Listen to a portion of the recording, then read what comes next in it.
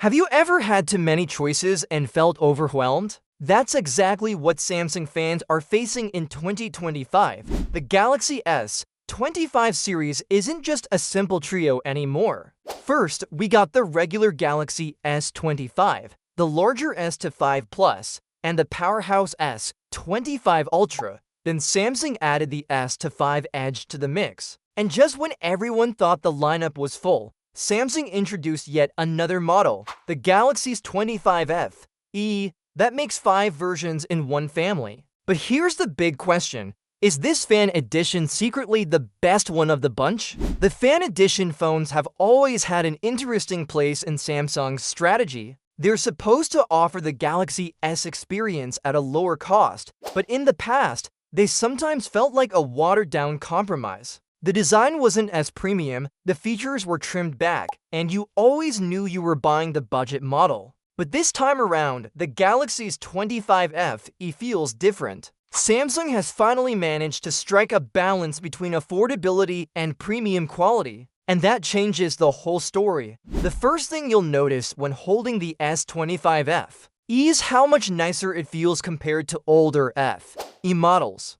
Previous versions sometimes felt plasticky or cheap, but the new one actually feels sleek, sturdy, and much closer to Samsung's higher-end phones. This is a big improvement because people don't just want a phone that performs well, they want one that feels good in their hands. Now, let's talk cameras. On paper, nothing major has changed. The S25 FE shares the same primary sensor as the Galaxy S25 and S25 Plus. That might sound like a letdown, especially if you're hoping for some dramatic upgrades. But here's the thing, the target audience for the FE isn't camera fanatics. It's for people who want solid, reliable photos without paying top dollar. And for that group, the S25 FE works just fine. You still get Samsung's polished camera software and nearly all of the shooting modes you'd find on the flagships, so you're not really missing much. The part that might worry some buyers is the processor. Inside the Galaxy S25 FE, you'll find the Exynos 2400 chip. In the past, Exynos chips didn't have the best reputation. They ran hotter, drained battery faster, and lagged behind their Snapdragon counterparts. But Samsung seems to have turned things around.